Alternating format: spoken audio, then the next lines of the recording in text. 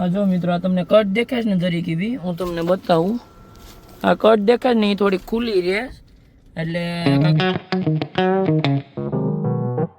Hello મિત્રો, કેમ છો તમે બધા? મજામાં ને? તો બધાને જય શ્રી રામ અને હર હર મહાદેવ. તો મસ્ત મજાનું ગુડ મોર્નિંગ થઈ ગયું છે. તો આપણે અત્યારે જઈએ છીએ સીધા વેરાવળ. વેરાવળ એમ જાય છે કે થોડુંક પંપનું પણ કામ છે, કારણ કે આપણો પંપ બંધ છે ને એટલે બીજી કંપની લેવાની છે. એના માટે થઈ અને આપણે ગાડીમાં થોડીક પ્રોબ્લેમ આવે છે, હું તમને આડી બતાવું. એ એક કરાવવાનું છે એટલે જઈએ છીએ. તો મિત્રો, આપણે સનરૂફમાં વાંધો તો હું તમને ખોલીને બતાવું શું વાંધો છે.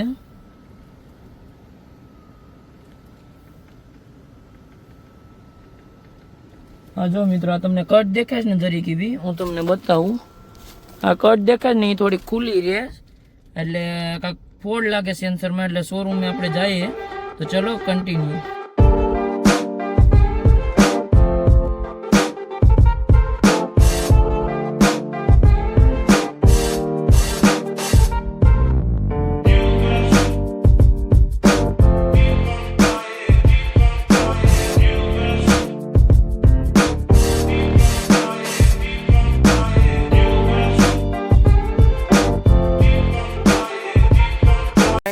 આપણે પૂગી ગયા શોરૂમે અને આ બધી ગાડી વેટિંગમાં છે અને આપણી ગાડી તો અંદર લઈ લીધી. કામમાં ચેક કરે થઈ ગયું છે, હવે ચેક કરી લઈએ.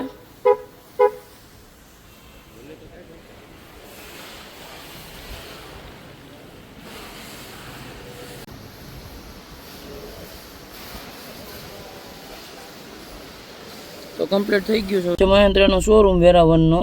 તો કામ કમ્પ્લીટ થઈ ગયું છે, તો હવે નીકળીએ સીધા.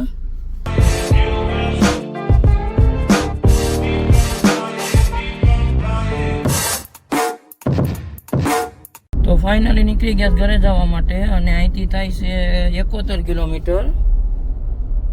તો હવે સીધા નીકળીએ.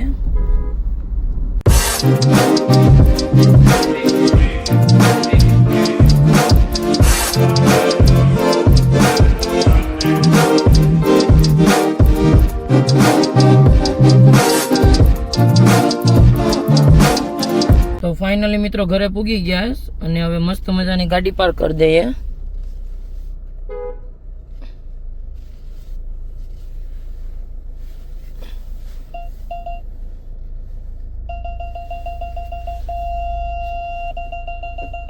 મસ્ત મજાની ગાડી પાર્ક કરી દીધી. હવે લોક કરી દઈએ. તો પડદો દઈ દઈએ સીધા, તડકો ન લાગે.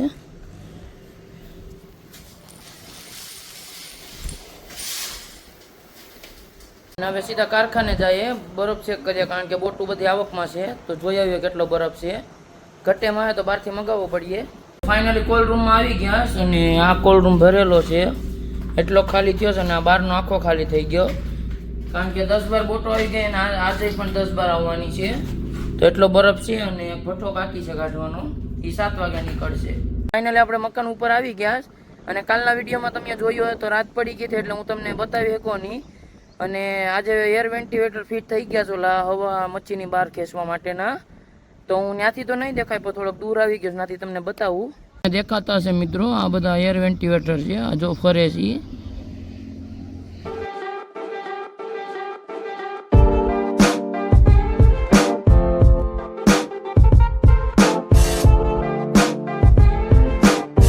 ફાઇનલી મિત્રો કારખાને આવ્યો હતો ને બરફ કાઢીએ.